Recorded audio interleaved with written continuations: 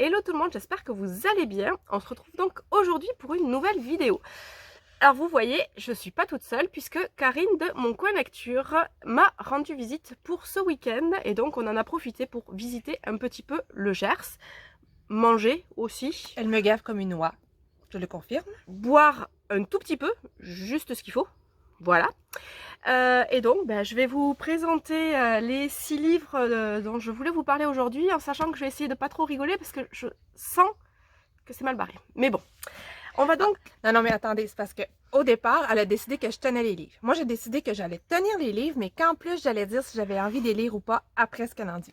Voilà. Il faut savoir qu'on lit pas du tout la même affaire, puis que quand j'aime ça, elle aime pas ça, puis quand elle aime ça, j'aime pas ça. C'est une vraie blague. Bon, ça dépend parce qu'on en a quand même quelques-uns en commun qu'on apprécie toutes les deux. C'est ça. Quelques-uns. C'est déjà pas mal. On va donc commencer avec Méfie-toi de nous de Juliette Bont. Tiens. Donc on va découvrir l'histoire de... J'ai oublié déjà les prénoms des personnages, c'est juste horrible. De Wade et Mackenzie. Alors c'est un récit donc en 2 temps. La première partie ils vont être adolescents alors que dans la seconde partie ils sont plus adultes.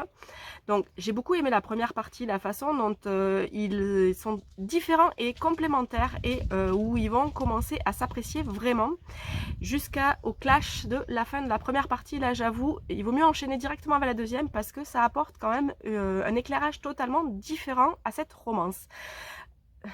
Je sais pas ce que Karine va sortir à la fin, mais bon, c'est pas grave. Du coup... En fait, j'ai pas d'idée, je voilà. pense.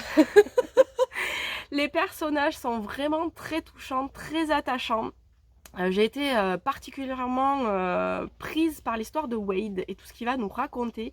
Et honnêtement, ça vaut vraiment le coup, surtout si vous aimez des romances en 2 temps et des romances qui évidemment sont racontées du point de vue du garçon et de la fille.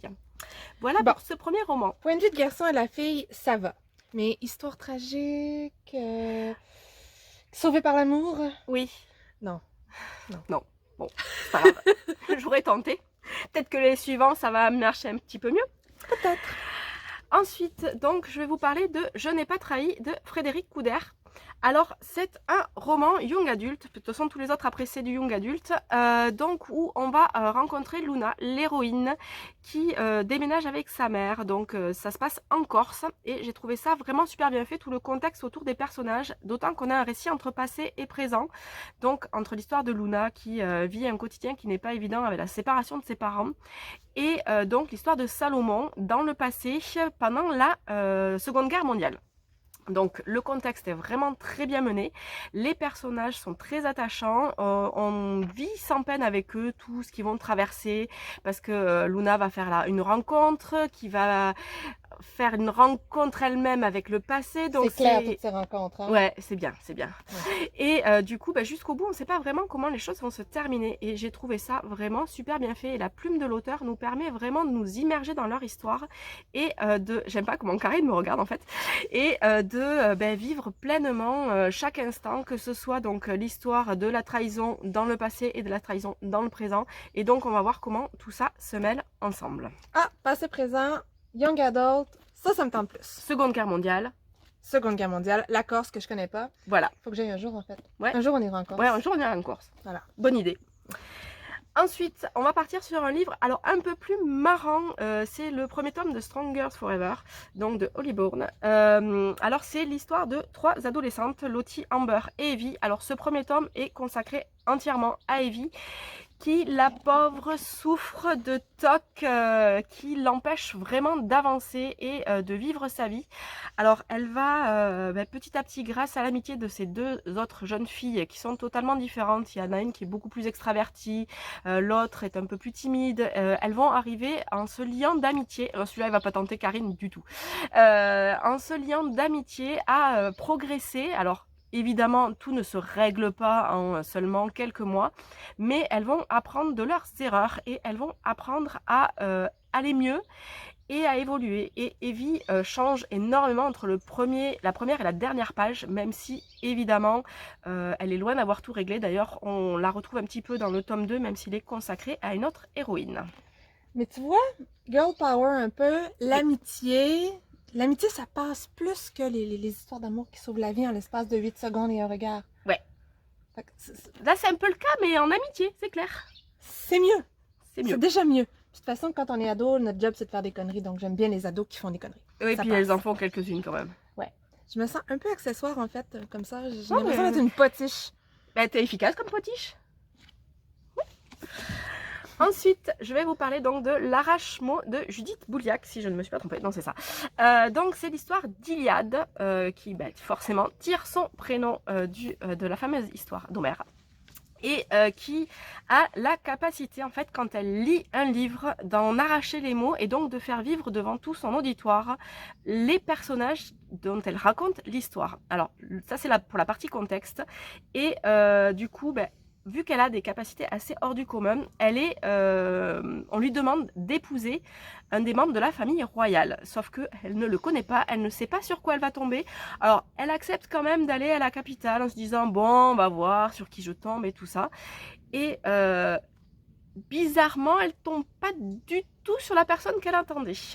Donc du coup, tout le contexte vraiment fantastique et super bien fait. J'ai trouvé ça très novateur, l'histoire de l'arrache-mot. Novateur, cool, ouais, peut-être. Ouais, voilà, c'est pas mal. Je vais juste interrompre, en fait. Ouais, non mais c'est pas grave. Et du coup, l'héroïne Iliade va traverser beaucoup de choses. Donc elle va rencontrer un homme qu'elle ne connaît pas, que peu de gens connaissent, que peu de gens aiment surtout. Sauf que forcément, les choses entre eux vont se passer d'une manière assez simple. Alors il y a tout un côté conspiration, il y a tout un côté famille un peu faux-folle.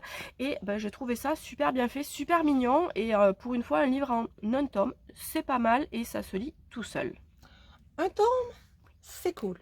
Mais est-ce que dans un tome, ils ont le temps de mettre un truc fantasy qui s'y est? Oui, ça se tient bien. Tout le côté, elle arrive à... Alors, en fait, c'est vraiment le contexte, c'est-à-dire qu'elle arrive à arracher donc les mots, les histoires, créer les personnages devant les gens. Et ça va lui servir un peu plus tard dans l'intrigue principale. Donc, ça sert. Ah oui, ça sert. C'est bien pas là sûr. juste pour rien, pour Non, faire beau, non, pour faire triper les filles qui aiment les livres. Non. Good, c'est bien. Par contre, j'aime les livres et l'histoire est vraiment bien. J'arrive à rester sérieuse. Et là, je viens de voir comment que son téléphone est organisé.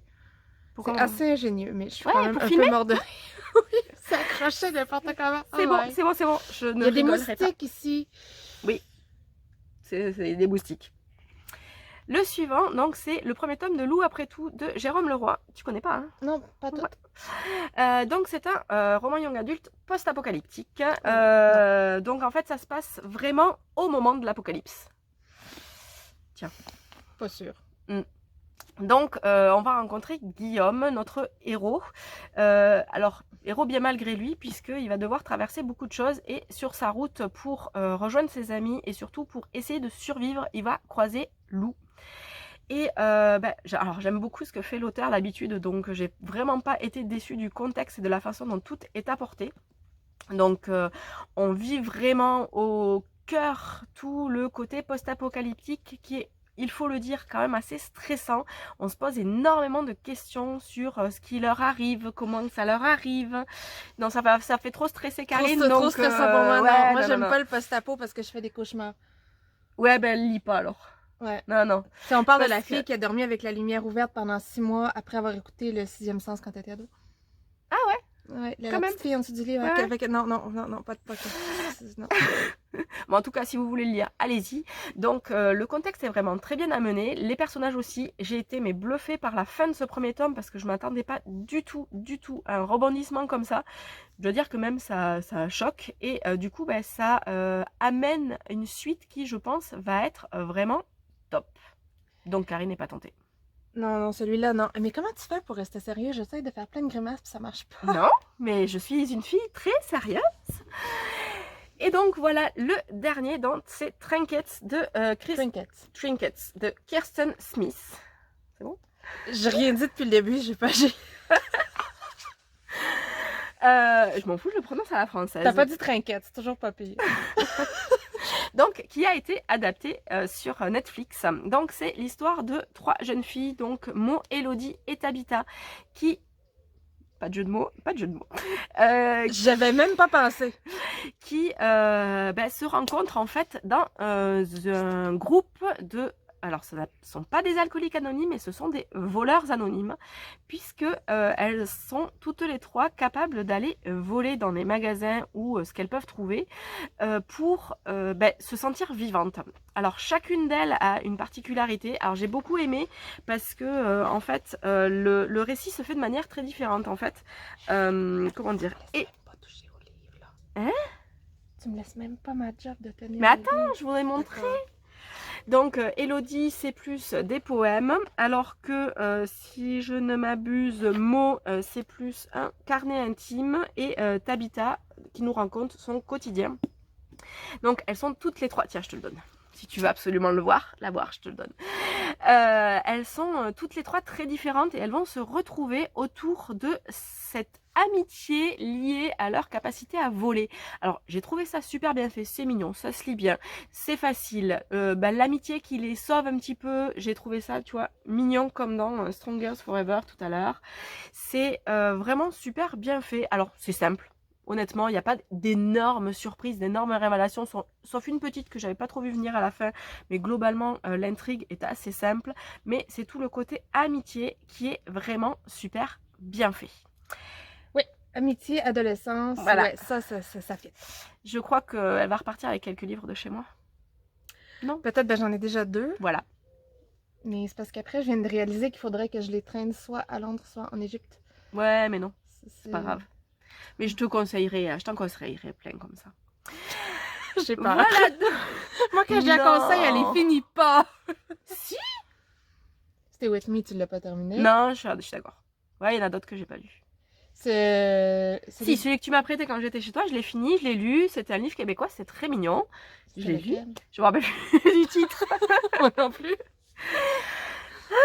Voilà donc pour les 6 romans dont je voulais vous présenter, dont je voulais vous parler. Je vais y arriver aujourd'hui. Et je remercie donc Karine d'être avec moi et d'avoir servi de Miss Porte-Livre. Je suis plus gentille que toi quand même. Ça t'arrive. Voilà. Et je vous dis à très bientôt. Bye bye. Bye bye.